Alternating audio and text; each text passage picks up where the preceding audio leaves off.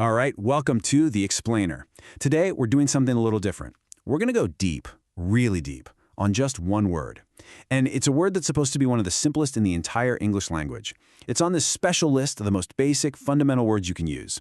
But, as we're about to find out, simple isn't always what it seems. So, let's just jump right in. The word we're talking about is black. And according to Wiktionary, it's on the Basic English 850 list. Now, this is a set of words that were specifically chosen to be like the absolute core of the language, the simplest, most functional words out there.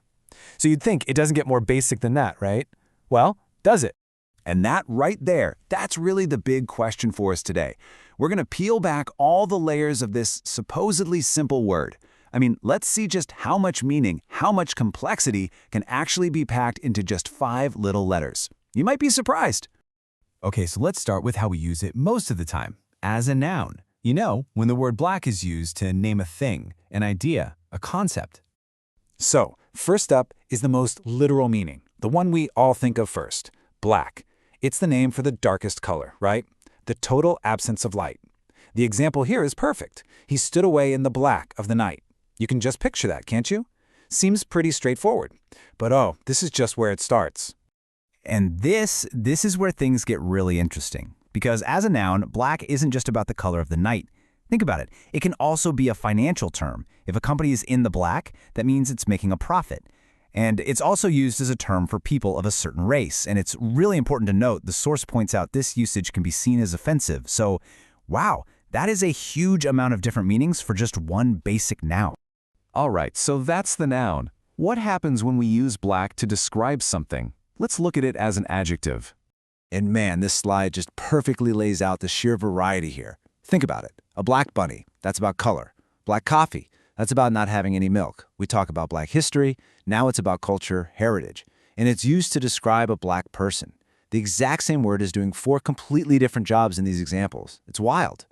This right here really drives the point home. On one side, you've got black coffee, super simple, totally literal. But on the other side, a black day. That has absolutely nothing to do with color. It's all about emotion, about a terrible experience. It's a powerful metaphor. And that's where language just gets so incredibly rich and fascinating. Okay, so it can be a thing, a noun. It can describe a thing, an adjective. But can it do something? Can this word actually be an action?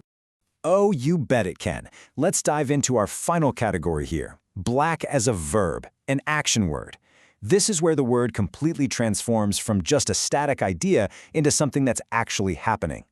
And it pretty much breaks down into 2 main kinds of actions. First, you can black something, like when you black your boots with polish. You're doing the action to an object.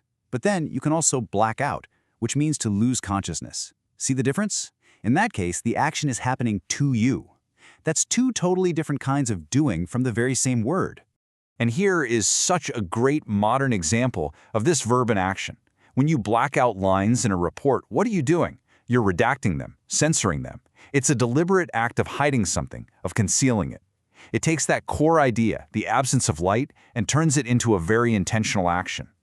Now, it would be easy to think, okay, this is just a weird quirk of the English language. But get this, the Wiktionary entry for the word black is available in 94 different languages. That's incredible. It tells you that this challenge, the complexity of defining this one little word, is a truly global thing. And that really brings us to our final thought for today. We've just spent a few minutes unpacking all these different worlds hidden inside one single word, a word from the Basic English list of all places. So the question I really want to leave you with is this. If just one of these so-called basic words has this much going on, what are we missing in the other 849?